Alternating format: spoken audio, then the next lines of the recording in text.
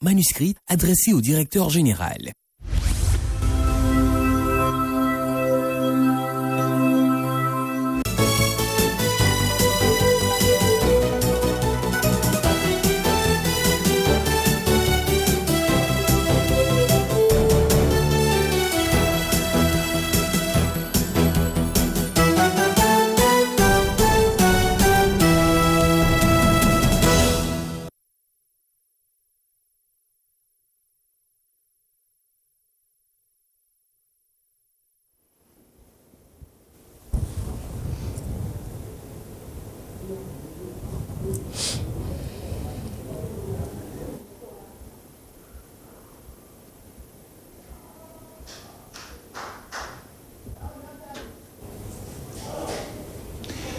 Mesdames et messieurs, bonsoir. Merci de nous rejoindre sur Gulf TV Africa.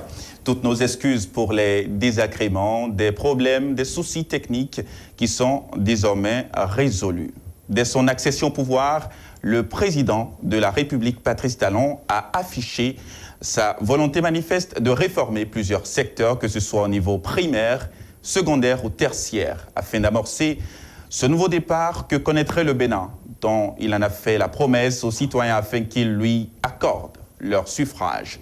La vie politique béninoise a été alors pointée du doigt, le pouvoir de l'argent politique, le nombre impressionnant de partis politiques, la personnalisation des partis politiques et bien d'autres raisons ont été évoquées pour expliquer ce qu'on appelle aujourd'hui sous nos cieux les réformes du système partisan. 4 années plus tard, après la promulgation de la loi numéro 2018-23 du 17 septembre 2018, des voix s'élèvent pour dénoncer au vu des dernières actualités politiques les réformes du système partisan, leur inefficacité. Raison pour laquelle notre rendez-vous de ce soir a pour thème le Bénin à l'épreuve des réformes du système partisan. Sur ce plateau, avec moi, 2 idéologies, 2 mouvements, 2 protagonistes de la sphère politique antagonique pour un seul objectif, le mieux-être du Bénin. Le premier de la mouvance présidentielle, membre du parti l'Union progressiste, le Renouveau. Il est juriste et expert en stratégie, sécurité, politique de défense. Franck Béanzin, bonsoir. Bonsoir, chers téléspectateurs. Bonsoir, M. Gafari. Bonsoir, M. Léonard. Et merci pour l'invitation. La vitalité de la démocratie dépend de celle des partis politiques, de l'appréhension de la notion et de son implémentation par les acteurs politiques. Merci. Juste en face de vous, mon second invité est lui de l'opposition. Il est le secrétaire à la jeunesse, au sport et aux loisirs du parti Les Démocrates. Gafari Adéchokan, bonsoir. Bonsoir, cher Léonard, cher ami Léonard. Bonsoir Franck. Bonsoir. Je pense que je vais saluer d'abord tous les téléspectateurs qui nous écoutent et prier Dieu pour qu'on puisse offrir un débat qui puisse éclairer la lanterne du peuple béninois sur les questions que nous évoquons. Merci beaucoup de l'invitation, Gold TV. C'est bien. C'est nous. Et vous savez que cette émission, c'est en direct sur Gulf TV Africa et en même temps sur Gulf FM Africa. Nous allons entrer à présent dans le vif du sujet. Et ma première question s'adresse à Franck Béanzin. Quelle lecture faites-vous de la transhumance politique que l'on observe aujourd'hui dans le paysage politique et plus précisément dans le camp de la mouvance présidentielle? D'abord, il faut retenir que l'adhésion à un parti politique fait partie des libertés individuelles. Mais ce qu'on observe, le mouvement qui s'observe au niveau de la mouvance présidentielle révèle la maturation, la réforme du système partisan.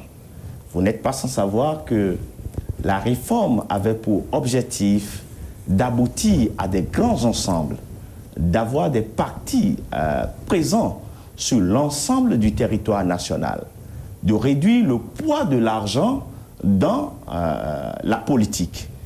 Et face à ce projet, il y a eu des hésitants, des réticents et des résistants. Mais à l'œuvre, 4 ans après, certains ont compris qu'ils ont compris la pertinence de la réforme, ont compris qu'il faut aller dans le sens de la réforme. Et c'est ça qui montre d'ailleurs que ceux qui, au départ, étaient résistants à cette réforme ont fait les procédures désormais pour avoir leur parti régulièrement au regard des dispositifs en vigueur. La mise en œuvre de cette réforme a permis également d'observer que les grands ensembles sont importants pour la vie politique dans notre pays. Et pour conforter ces ensembles, on a vu, et d'ailleurs ce qui est le déclic pour les mouvements qu'on observe au niveau de la mouvance présidentielle, comme vous le dites, on a vu le parti Union progressiste qui, dans sa politique d'ouverture, s'est fusionné avec le PRD. Ça, ceux qui étaient hésitants ont compris désormais que l'objectif d'avoir des grands ensembles est en train d'être atteint. Et c'est pour ça, juste après la fusion, on a vu assez de militants venir vers l'Union progressiste. Et donc, le mouvement qui s'observe n'est qu'une maturation de la réforme du système partisan. Transhumance, maturation, des mots qui, à l'entendement donc de Franck Béhanzin, sonnent de pair.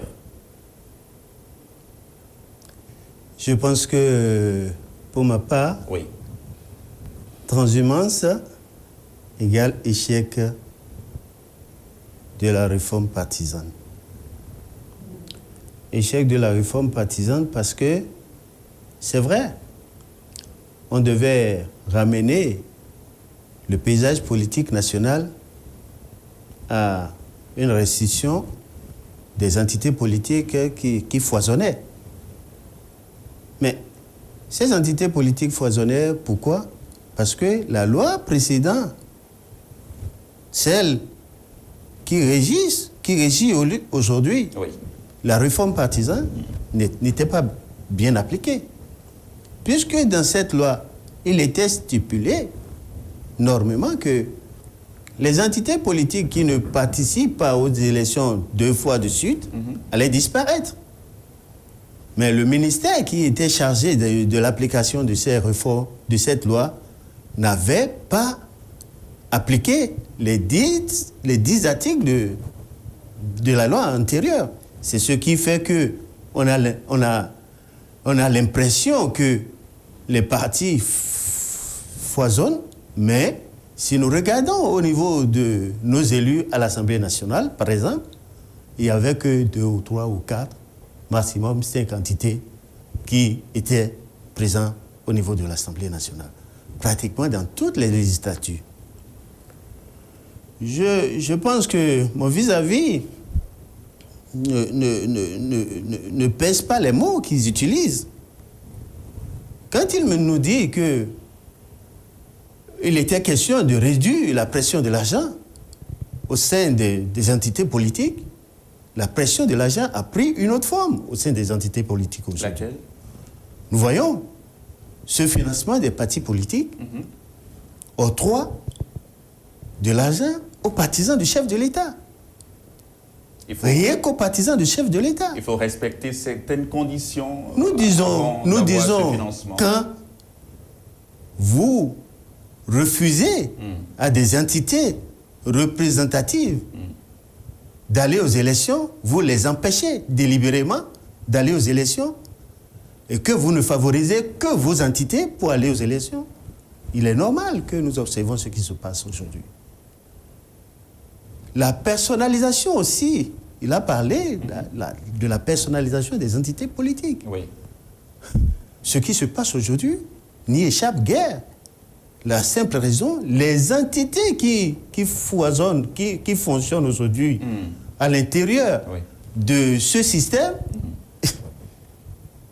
nul doute, ce sont les entités du chef de l'État. UPBR, FCBE, c'est des entités qui soutiennent l'action du chef de l'État.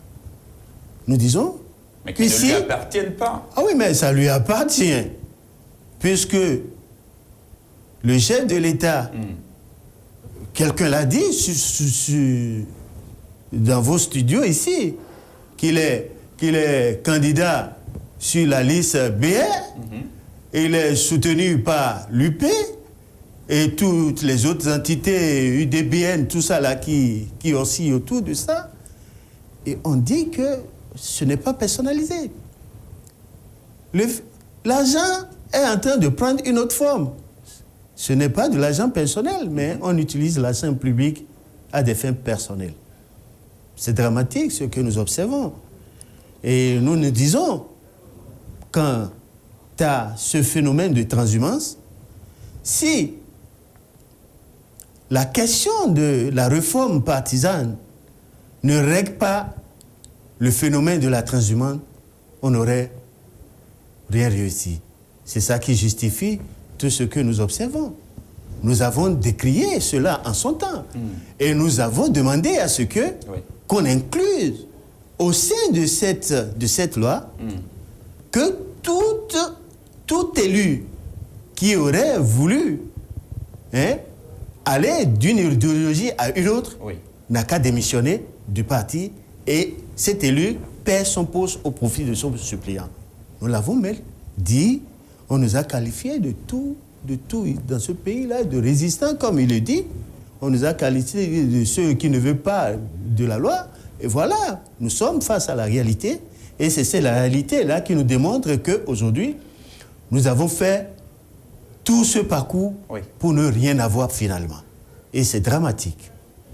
Vous pensez également, vous, Franck Béhanzin, que les réformes donc, du système partisan ne nous ont rien apporté? Il faut voir la réforme du système partisan. D'abord, c'est une réforme systémique. D'accord. Quand il parle du poids de l'argent et revenus, que les partis politiques sont financés par des ressources publiques, c'est d'abord l'un des objectifs de la réforme, que les partis politiques soient financés par des ressources publiques. Et pour qu'un parti puisse être financé, puisse être accompagné publiquement, il faut que ce parti soit représentatif, soit sur l'ensemble du territoire national. Et quand je parlais de résistance face à la réforme, c'est parce que les partis personnalisés avantageaient des gens. Les gens utilisaient des partis pour faire de marchandage politique. Ils n'ont plus ces intérêts aujourd'hui. Ces intérêts étant gênés, ils estiment que la réforme ne conduirait pas à grande chose. C'est ça qui a sous-tendu les résistances. Mais nous avons vu aujourd'hui dans la mise en œuvre qu'il était important d'avoir des grands ensembles.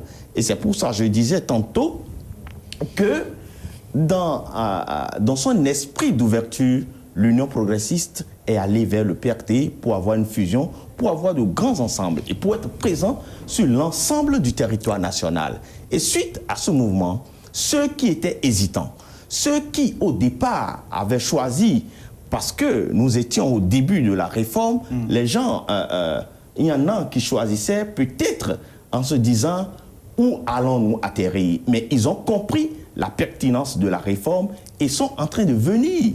Ils sont en train de constituer de grands ensembles à la date d'aujourd'hui. Et non seulement l'Union progressiste et le PRD sont devenus Union progressiste, le renouveau, mais il y a encore d'autres partis qui, par un processus de dissolution, viennent à l'Union progressiste, le renouveau, comme ce fut le cas du PR et d'autres partis, bien évidemment. Donc, la réforme du système partisan, comme je le disais tantôt, est à une étape de maturation. Et la vie des partis politiques, elle est dynamique. Je disais à l'entame que la vitalité de la démocratie dépend de celle des partis politiques, de l'appréhension de la démocratie par les acteurs politiques et de son implémentation par les acteurs. Si un parti, parce que la réforme visait les grands ensembles, ça a pour objectif également de consolider l'unité nationale. Si un parti reste un parti de région, un parti d'une personne, un parti d'une localité, comment ce parti peut proposer, peut soumettre à la nation des projets d'envergure nationale, des projets qui visent l'unité nationale. Franck Béhanzin, que répondez-vous à Gafari quand il dit par exemple que les partis aujourd'hui de la mouvance ne soutiennent que les actions du chef de l'État et que c'est en quelque sorte une personnalisation de ces partis-là? J'en reviens même, Oui. Parce qu'il disait tout à l'heure qu'il n'y a que les partis de la mouvance qui ont le financement, l'opposition. Et aujourd'hui, nous avons le statut de l'opposition. Nous avons un parti de l'opposition, la FCBE, et qui a également le financement. Est-ce que les partis qui accompagnent le chef de l'État n'ont pas droit au financement public? Est-ce que ces partis répondent aux critères? Monsieur Gafari disait que les partis étaient empêchés.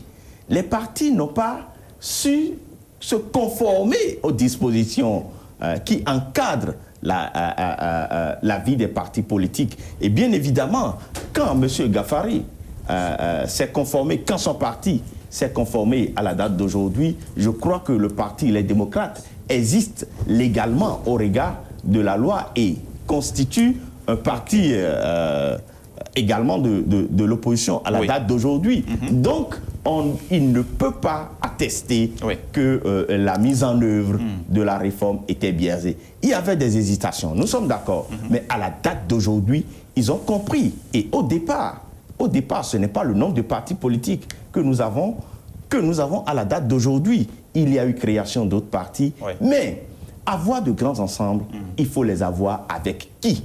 C'est ça qui sous-tend les mouvements qu'on a à la date d'aujourd'hui.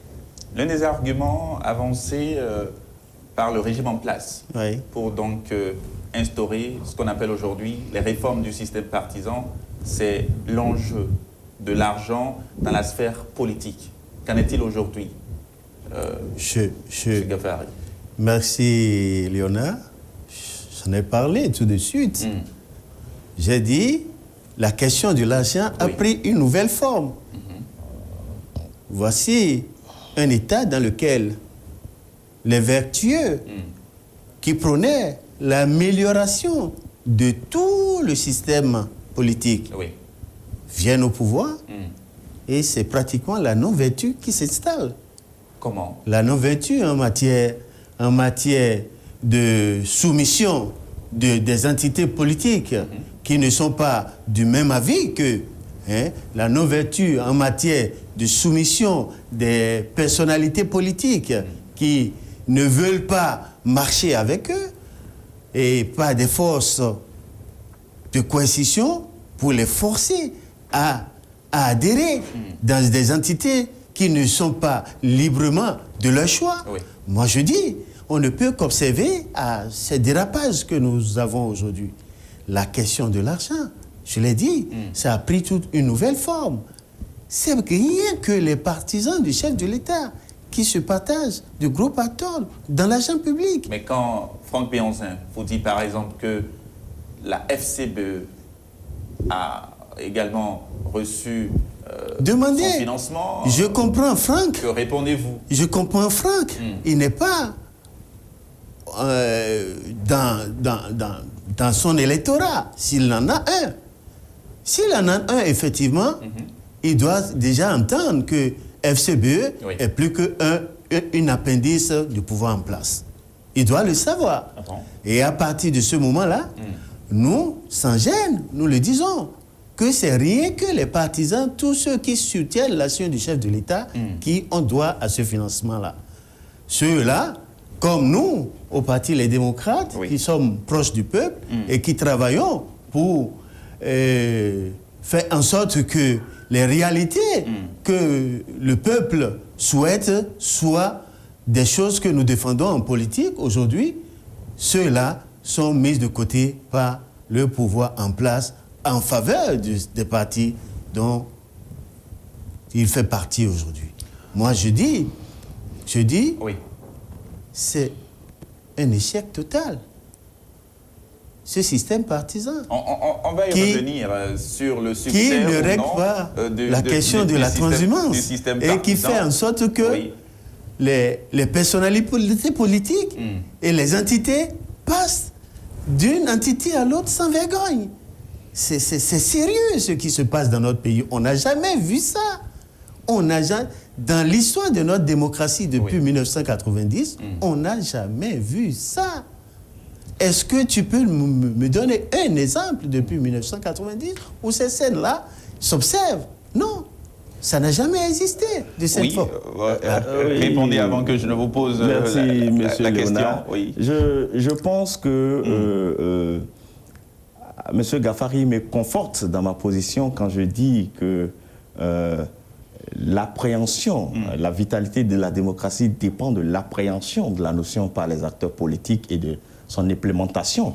Tu vois, tout de suite, M. Ghaffari recuse ou même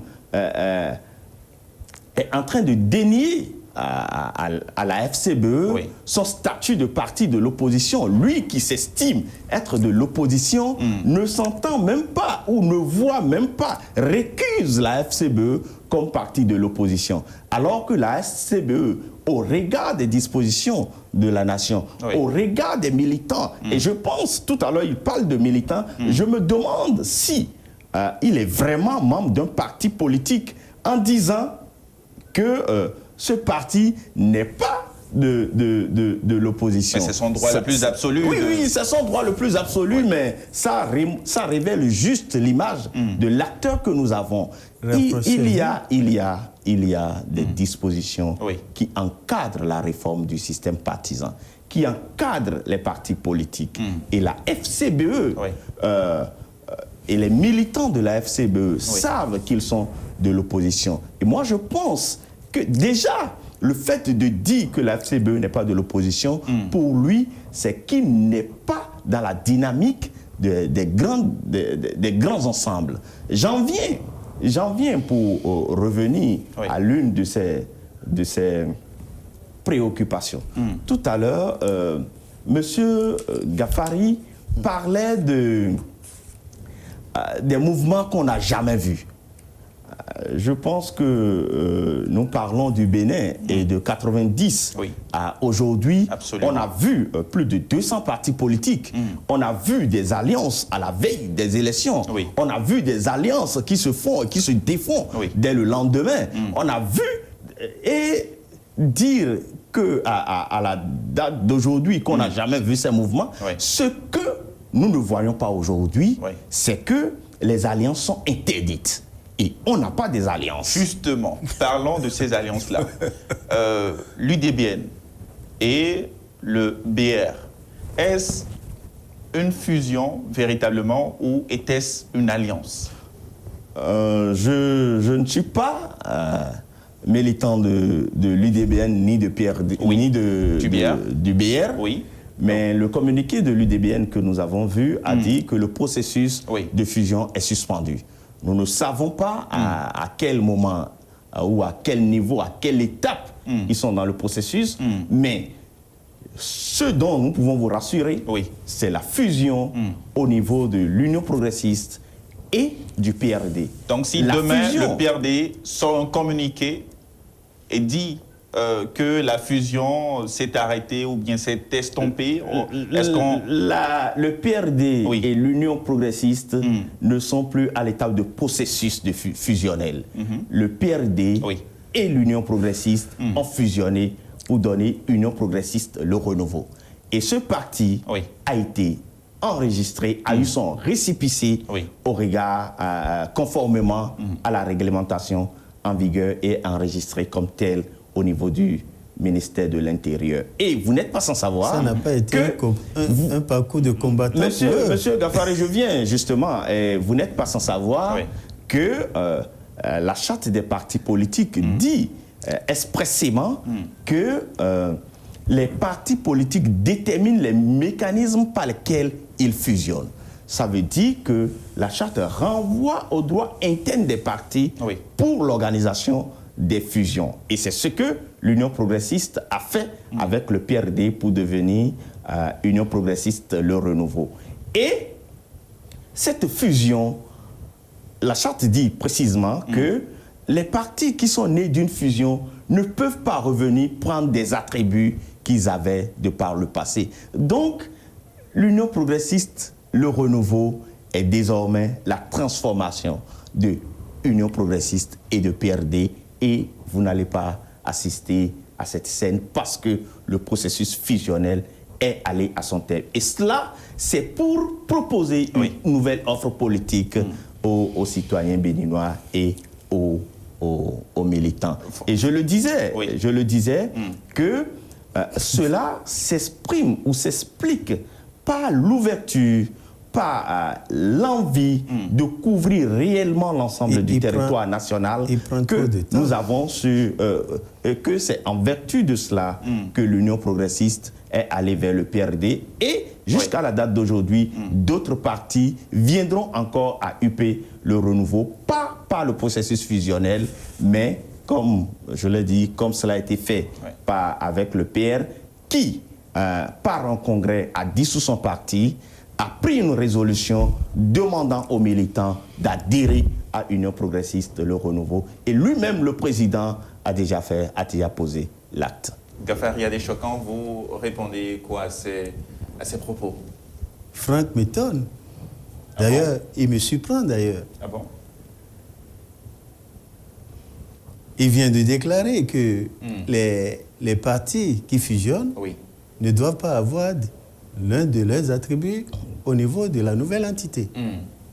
Mais le Babo n'est-il pas un attribut de l'Union progressiste? Je rectifie en même temps. Permettez. Non, laisse-moi que j'ai la parole. Vous allez revenir dans quelques instants. Le Babo n'est-il pas un attribut de l'Union progressiste? L'arc-en-ciel n'est-il pas un attribut du PAD? Ils jouent de nous. C'est eux-mêmes qui font la loi. C'est eux-mêmes qui gèrent la loi comme ils veulent. Ah bon? La loi chez eux ne s'applique qu'à ceux qui ne sont pas de leur camp.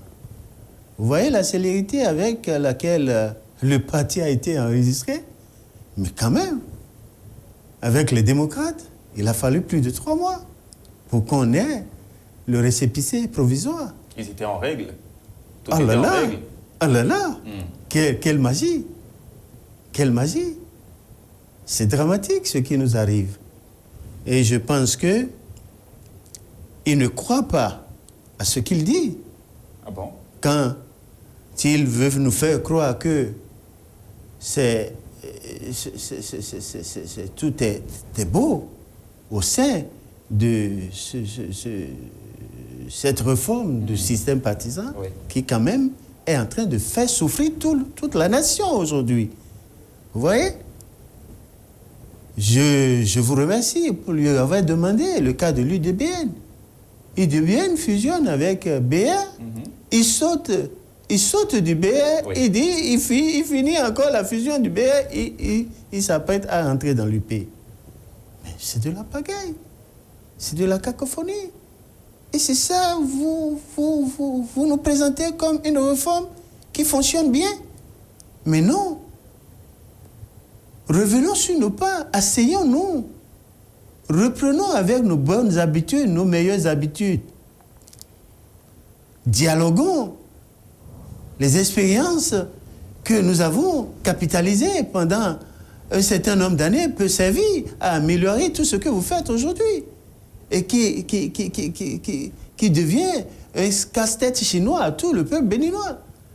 Il n'est pas question d'enrober cette défaillance de gros mots. Expliquons terre à terre au peuple ce qui se passe. Qu'est-ce qui se passe? Il se passe que, aujourd'hui, la réforme du système partisan n'a pas pu régler la question de la transhumance. Et c'est la question la plus préjudicielle, la capitale en matière des entités politiques à garder leurs élus en leur sein. Les élus passent sans vergogne d'une idéologie à l'autre sans que ça ne nous gêne. C'est dramatique. En matière de vertu, en matière de morale, en matière de sincérité, en matière de défense des intérêts du peuple. Mais je ne comprends pas ce qui nous arrive et que vous souteniez comme ça. Revenons à nos béabas. Revenons à l'essentiel. Si un système ne marche pas, remettons le système en cause, rebellotons, pour qu'on puisse apporter du sang neuf à ce que vous demandez. Pour cela, moi je dis, tout élu qui ne veut pas de son idéologie, recrute son idéologie, perd au profit de son parti sa qualité d'élu. C'est tout simple. C'est pas compliqué. Pourquoi vous ne voulez pas en arriver là? Nous savons aussi, comme je l'ai dit,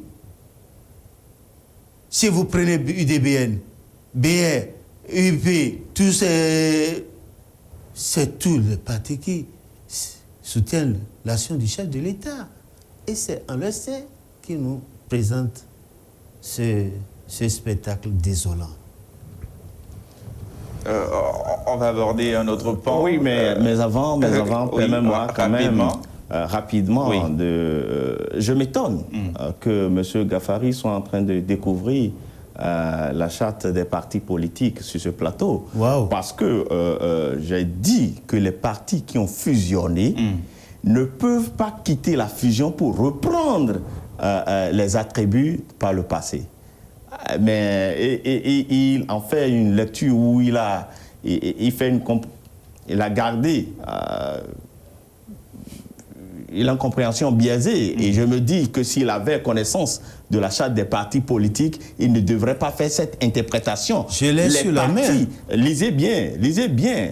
J'ai dit que les partis qui ont fusionné ne peuvent pas se retirer de la fusion et aller prendre les attributs qu'ils avaient par le passé. Et donc, quand UP et le PRD ont fusionné, la fusion a donné, la transformation a donné, est allée jusqu'à l'identité du parti, les signes distinctifs, les organes du parti ont été revus et tout.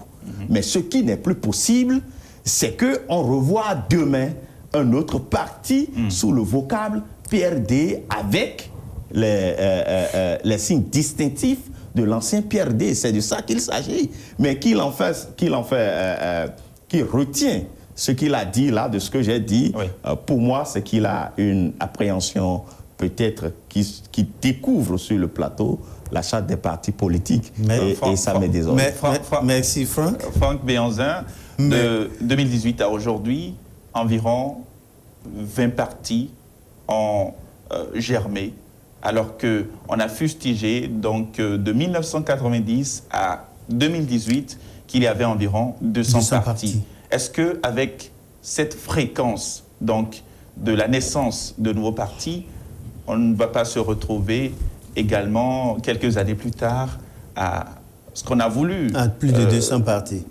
Restreindre. C'est pour ça que je vous disais tantôt que la réforme du système partisan est une réforme systémique.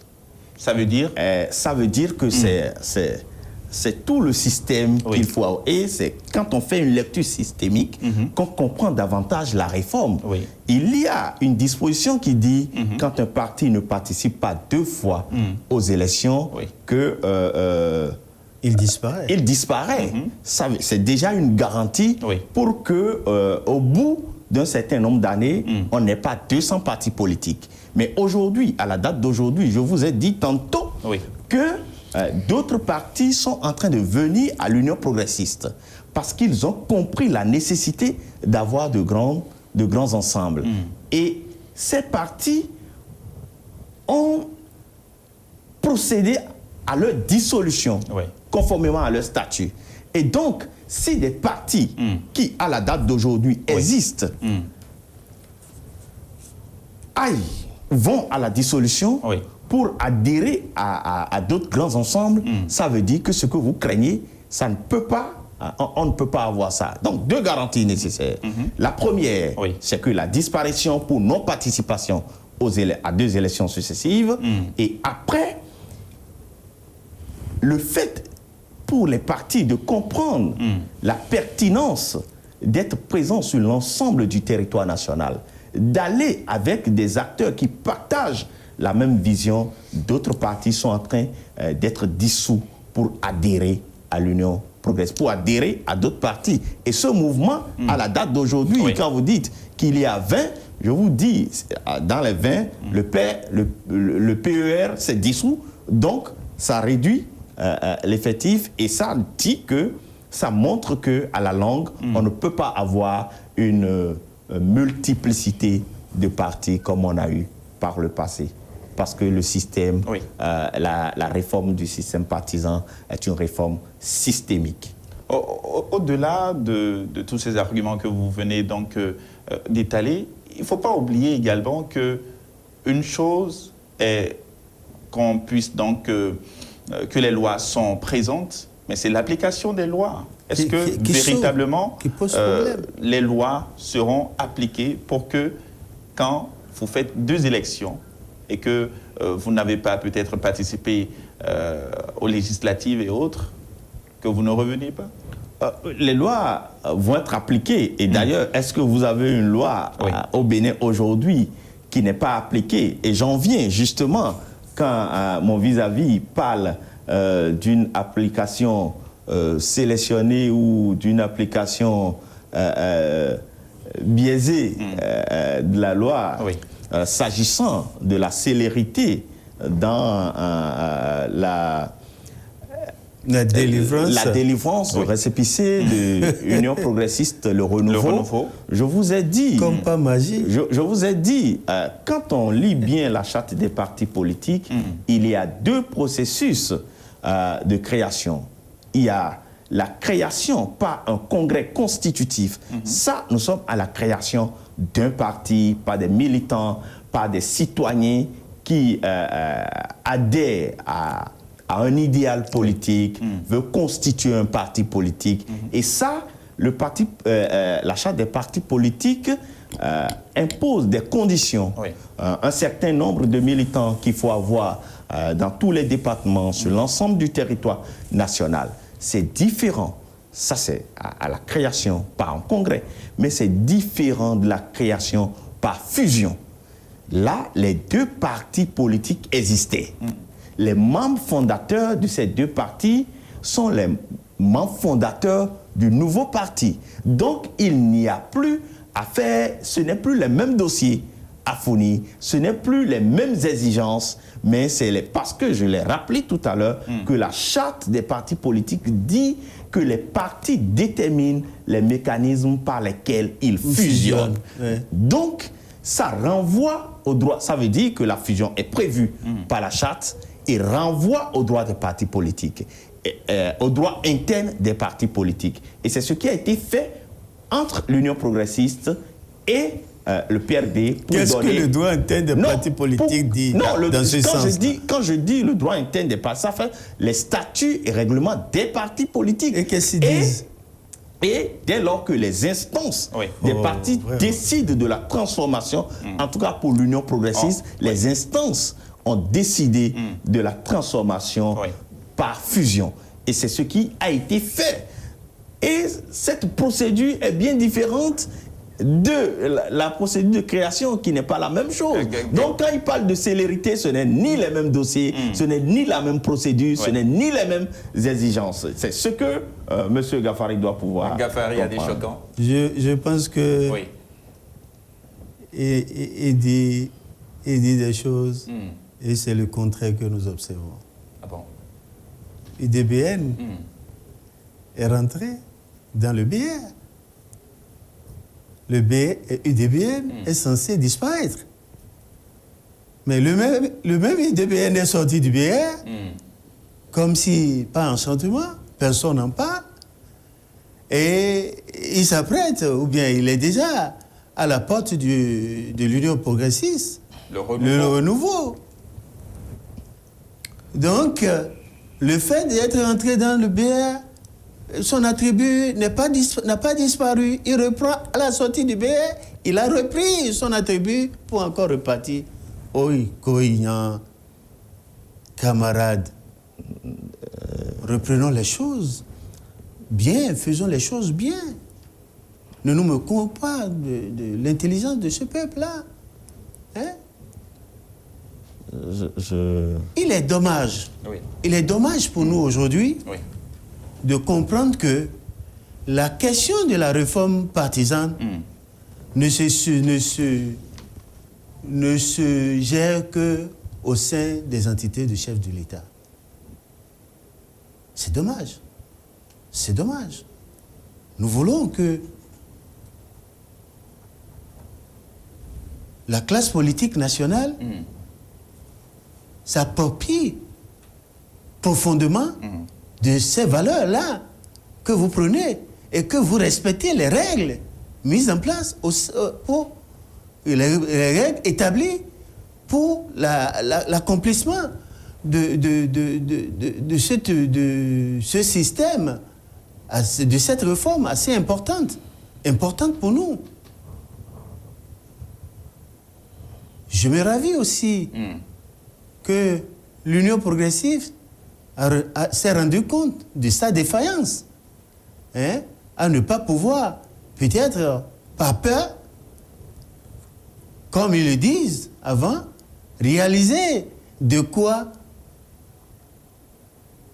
franchir le cap des 10% pour les élections à venir. Ah bon, c'est dommage. C'est la peur. C'est la peur. C'est la peur. C'est la peur qui justifie ça. C'est la peur qui justifie ça. Il va terminer son propos. Je pense aussi que, au niveau des démocrates, nous, on ne s'inquiète pas. On ne s'inquiète pas.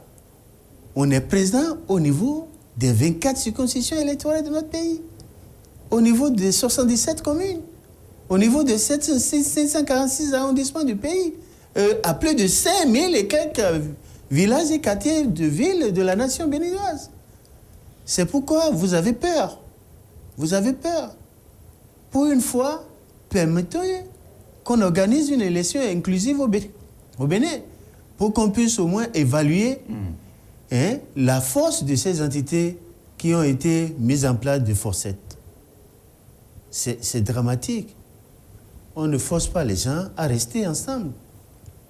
On ne force pas. Oui, Monsieur Gafari, d'abord, opine sur le processus UDBN-BR comme s'il était membre de l'UDBN ou de BR. C'est ce que nous avons vu. Mais Léonard t'en a parlé. J'ai dit tantôt que l'UDBN, la déclaration que nous avons vue a dit qu'il a arrêté le processus. Il l'avait intégré au départ. Ça veut dire quoi? Avant cette déclaration-là. Ça veut dire quoi? Quand l'Union progressiste a fait la fusion, l'Union progressiste est allée jusqu'au ministère de l'Intérieur et a acté la transformation par un acte administratif délivré par les structures compétentes de la République. L'autre chose qui me fait marrer, c'est quand M. Gafari dit que l'Union progressiste a peur d'avoir les 10%. C'est quand même le plus grand parti sur l'échiquier politique à la date d'aujourd'hui. L'Union progressiste, parce qu'on a interdit à d'autres d'aller aux élections. Je viens. L'Union progressiste, le renouveau, à la date d'aujourd'hui, est quand même le plus grand parti politique en termes d'élus, en termes de militants. L'Union progressiste, le renouveau n'a aucun élu. Il n'a participé à aucune élection jusque-là. L'Union progressiste, le renouveau. L'Union progressiste, oui. Le renouveau. Union progressiste, le renouveau. D'accord. A le plus grand nombre d'élus au niveau communal, le plus grand nombre d'élus. On sait comment vous êtes venus. National. Quand tu dis Union progressiste, le renouveau, n'a pas d'élus, mais nous avons dit que l'Union progressiste, le renouveau, est né de la fusion de l'Union progressiste et de PRD. Et la fusion suppose la mise en commun des ressources tant humaines, matérielles que financières. Donc, c'est les élus UP sont des élus à la date d'aujourd'hui, c'est les élus de l'Union progressiste, le renouveau. Mais quand mon vis-à-vis me parle de peur, c'est comme, bien évidemment, c'est déjà la rentrée. Quand on voit nos petits frères sur la route de l'école, le plus peureux, qui crie, qui dit « moi je n'ai pas peur, je vais te taper », c'est l'image que que ça renvoie quand mon vis-à-vis dit que les démocrates n'ont pas peur. Ah bon, oui, c'est l'image que je vois quand il me dit les démocrates n'ont pas peur, qui sont présents sur l'ensemble du territoire national. Nous, ce n'est pas à Union progressiste, le renouveau, ce n'est pas une peur, mais c'est pour proposer une nouvelle offre politique, le renouvellement de l'offre politique aux citoyens que le bureau politique, les instances décisionnelles ont opté pour l'ouverture et faire appel à tous les partis qui partagent la même vision, celle de la social-démocratie, à venir. Parce qu'on dit qu'il va loin, ménage sa monture. Les objectifs de l'Union progressiste, le renouveau, ce n'est pas seulement les législatives qui viennent, mais c'est un parti qui s'installe sur l'ensemble du territoire national et dans le temps. C'est un parti qui se construit pour l'avenir de ce pays. Mais quand on pense que ce n'est pas la peur qui amène l'Union progressiste à l'ouverture. Et je ne comprends pas comment un parti, dans le paysage politique actuel, ne refuse de s'ouvrir à d'autres. Et même des partis qui partagent les mêmes courants. Les partis de l'opposition, ils refusent de s'entendre pour avoir de grands ensembles. Moi, je pense que c'est le moment pour eux, s'ils étaient hésitants, de comprendre les enjeux et d'aller de l'avant dans de grands ensembles. Il ne sert à rien, et je l'ai dit, il ne sert à rien d'être seul. Les partis personnalisés, les partis qu'on utilise pour faire du marchandage politique, nous avons fini avec ça, et on doit avoir dans les partis politiques la représentation du peuple. Le peuple doit se voir à travers les partis que nous avons. Les partis doivent être présents sur l'ensemble du territoire, du nord au sud. Et vous n'êtes pas sans savoir que chez nous, à Union progressiste, le renouveau, que actuellement le président du parti est en tournée sur l'ensemble du territoire national, est en train de discuter avec les militants de son parti. Les réformes du système partisan, un échec ou un succès? Un échec total. La question de la personnalisation des partis n'est pas réglée. Aujourd'hui, Union progressiste, le renouveau ou pas, ou BR, sont les partis personnels du chef de l'État. Vous le savez. Ah bon? Mieux que moi. Vous le savez, mieux que moi. Les autres partis qui oscillent autour de ces deux entités-là aussi le sont également. Hein? Aujourd'hui, c'est les démocrates qui offrent cette perception-là qui nous décrit. Et je pense qu'il dit tellement de choses et il ne regarde pas dans le miroir pour se revoir en face.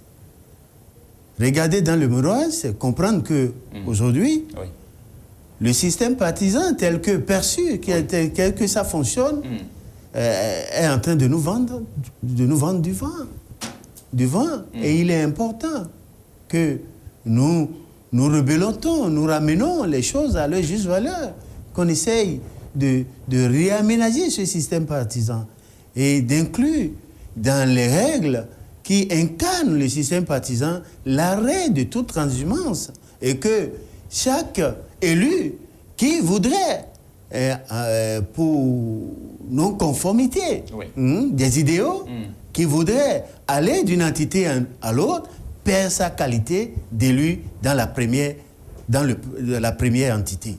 Et je pense que ça va régler tout le désordre que vous nous présentez aujourd'hui et qui ne présente pas bien. C'est pas bien. Nous avons voulu avoir un système partisan pour lequel les partis s'identifient à travers leur élite durant tout un mandat. Hein? Ils sautent d'une idéologie à l'autre sans état d'âme, sans vergogne. Et c'est ça vous encouragez dans le pays? Ce qui est encore grave. la question du régionalisme est en train de revenir sur les lèvres des blocs de la mouvance. Ça revient. Si notre réforme n'a pas permis de régler ces questions-là, franchement, Monsieur Franck, regardez-moi dans les yeux. Disons ensemble que ce système partisan est un échec total. Franck Bianzin, échec au succès de la réforme du système partisan est un succès. Parce que nous sommes en train d'aller à de grands ensembles politiques. Parce que nous sommes en train d'avoir de grands partis politiques. Et je ne vais pas encore rappeler l'article 5 de la Constitution à notre ami, mon vis-à-vis. Les partis politiques concourent à l'expression du suffrage. Ça veut dire qu'un parti politique a pour ambition de participer à l'animation de la vie politique, de soutenir un président ou non. Et les partis ont cette liberté. Et je crois que Union progressiste, le renouveau, soutient les actions du chef de l'État. Je le martèle à nouveau. Mais quand il dit la question des transhumances, je dis les mouvements, l'adhésion ou non à un parti politique fait partie des libertés individuelles. Et ce qu'on observe, ce qui s'observe à la date d'aujourd'hui est une maturation de la réforme du système partisan. Ce dont parle Gafari, Adé Choquant, c'est le fait que quand ces élus quittent le parti et qu'ils s'atterrissent donc dans un nouveau parti, qu'ils ne perdent pas leur légitimité, c'est-à-dire qu'ils conservent toujours leur bannière ou bien leur représentativité, alors qu'ils ont été élus sous une autre bannière. Avec des idéologies différentes en plus. Quand je dis, vous ne percevez peut-être pas la notion de liberté individuelle. J'essaie de comprendre. Quand je suis élu dans un parti politique, est-ce que ça me prive de mon droit d'adhérer ou non à un parti politique? Parce qu'il s'agit d'une question de liberté individuelle organisée, du droit que vous avez d'adhérer, de rester ou non dans une entité politique. C'est pour ça, il faut éviter, quand on est sur une matière, il faut éviter de prendre les choses et les analyser de façon parcellaire. Il faut faire une analyse systémique et globale. Quand on fait une analyse systémique et globale, on comprend mieux les choses. Et je dis... C'est quoi votre système? Je dis... c'est quoi votre système que vous soutenez? Au niveau de l'Union progressiste, le renouveau, quand nous avons fait la fusion, quand nous avons ouvert la possibilité pour d'autres qui ont peut-être leur parti politique, mais qui voudraient venir à l'Union progressiste, quand on a fait tout ça, notre démarche actuellement,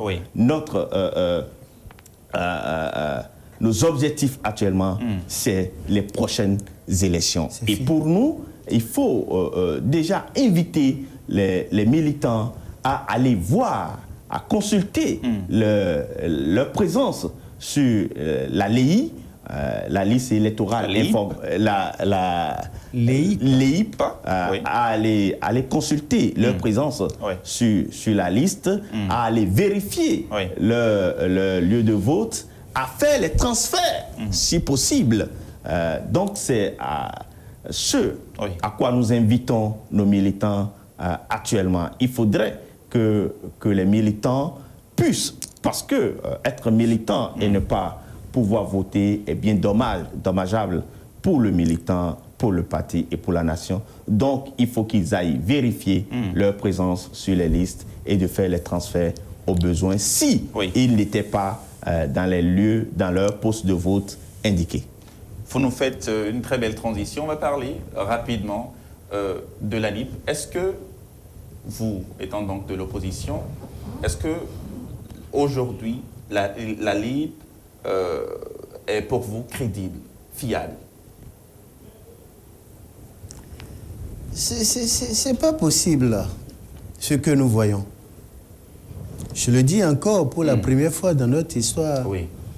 d'après 1990, que nous voyons que c'est une seule entité qui pilote une liste électorale dans notre pays. Les entités du chef de l'État. Vous savez aussi que l'ANIP, c'est une agence administrative qui est chargée de l'état civil et dont, au passage, son directeur est nommé et est encore proche du chef de l'État à la présidence de la République. Est-ce qu'une telle personnalité offre les garanties d'une liste indépendante?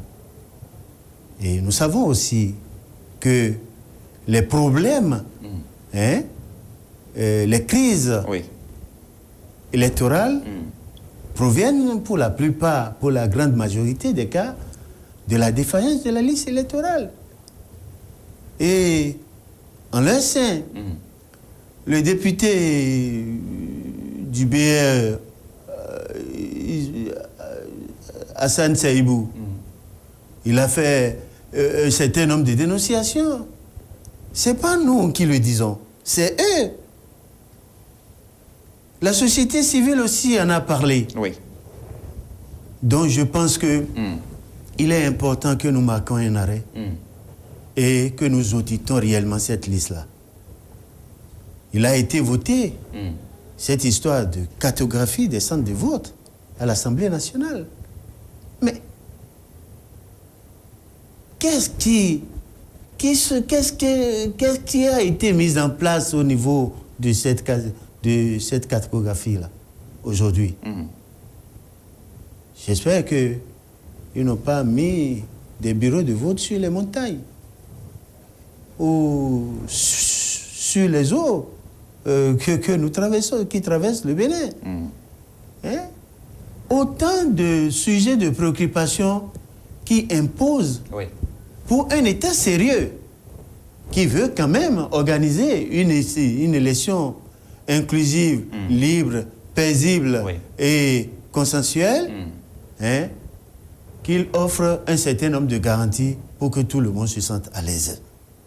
Pourquoi on ne veut pas nous offrir cette garantie-là? C'est dramatique. Rapidement. D'abord, j'aimerais bien savoir si M. Gafari a déjà sa carte biométrique. Vous savez... Vous l'avez? Oh, je l'ai. D'accord. D'accord, bien évidemment. M. Gafari a sa carte biométrique. La carte biométrique qui prouve qu'il est un citoyen de l'État béninois est issue de la RAVIP. Du RAVIP plutôt, de la liste du RAVIP. Et donc, il y a eu des réformes au niveau de l'état civil. Le RAVIP avait pour optique d'avoir le fichier de tous les citoyens béninois, de la naissance jusqu'au décès. On a aujourd'hui dans le pays une liste qui permet de pouvoir avoir des informations sur les citoyens, et ça permet au niveau de la justice, de la sécurité, et le RAVIP permet beaucoup de choses. Et la LEIP a été extirpée du RAVIP. Si M. Gafari sait que la carte biométrique est issue du RAVIP, à sa carte, mais voudrait contester à la date d'aujourd'hui la liste électorale qui sort qui est extirpée du RAVIP, je me demande que c'est bien M. Gafari qui ne comprend pas. Ne faisons pas de l'amalgame. Ne faisons pas de l'amalgame. Elle est quand même politique. Je viens. Ne faisons pas de l'amalgame. Je viens. La LEIP est extirpée du RAVIP. Ne faisons pas de l'amalgame. Au regard... Nous avons juste quelques secondes, c'est en même temps votre mot de fin. Au regard du nouveau code électoral, l'ANIP hérite des données de la LEPI. Et donc, ceux qui n'avaient pas renseigné les données électorales au moment du RAVIP, c'est ceux-là qui se sont retrouvés dans les lieux où dans le lieu où ils ont fait leur avis avec leur attestation de résidence. L'ANIP entend à demander d'aller vérifier la présence des gens sur la liste électorale et ils n'ont pas fait ça. Donc, aujourd'hui, les gens ne sont pas sortis. Il y en a qui estiment que la liste n'est pas fiable, donc ils vont peut-être dire aux gens de ne pas aller voir. Mais c'est à ça qu'on assiste. Il faut que le citoyen puisse sortir. Et aujourd'hui, c'est encore possible. Si il n'est pas quelque... Je voudrais donc inviter les citoyens. Je voudrais d'abord rassurer de ce que la réforme du système partisan est une belle réforme. Elle est pertinente et est en train, est à une étape de maturation. Et inviter tout le monde à s'inscrire dans la même vision des grands ensembles, inviter les citoyens à aller voir leur présence sur la liste électorale informatisée permanente, voir leur présence sur cette liste et, si possible, faire les transferts si c'était leur poste de vote était attribué en fonction de leurs attestations de résidence s'ils n'avaient pas donné leur référence électorale. Merci Franck Bianzin, votre mot de fin. Ne faisons pas de l'amalgame. Je pense que ce n'est pas de l'amalgame. Il est en train de faire un peu d'amalgame. La question de l'état civil est différente de la question électorale. En état civil, le RAVIP, rien à reprocher. Mais lorsque le RAVIP nous balance dans la politique, on se dit immédiatement, il demeure très suspicieux que l'ANIP conduise à lui tout seul ce phénomène-là sans un encadrement politique qui soutient ce travail-là. C'est juste cela nous demandons. Ce n'est pas trop demandé.